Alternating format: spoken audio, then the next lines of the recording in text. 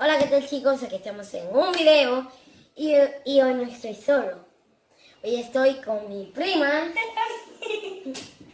Hola chicos, ¿cómo la están pasando? Espero que la estén pasando genialísimo. Hoy les tengo un video y es haciendo slime.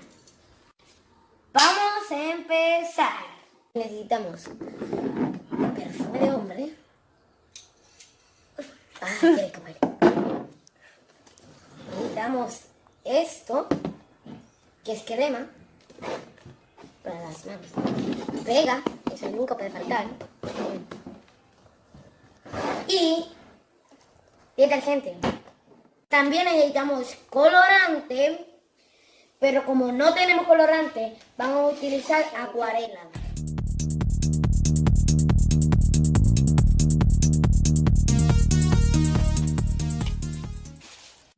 En este envase vamos a echar 2 tazas de pegamento. Con este tenemos una taza con estas dos.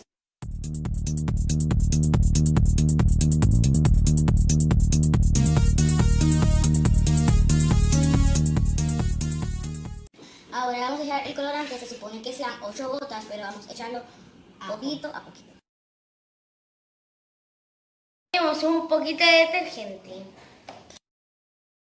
Ahora le vamos a echar un poco de perfume o crema y nosotros le vamos a echar los dos. Ahora vamos a hacer la parte más divertida. ¡Vamos a mezclar!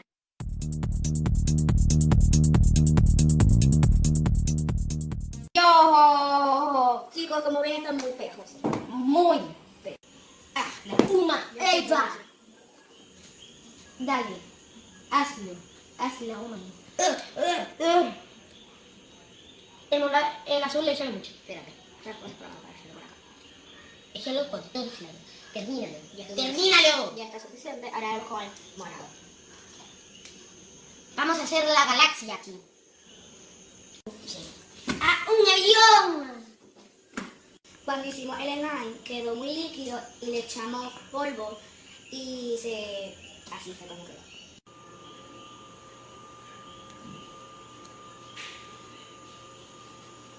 Así que si les ha gustado mi video, mejor dicho, dale a la campanita, suscríbete para ver muchos más videos.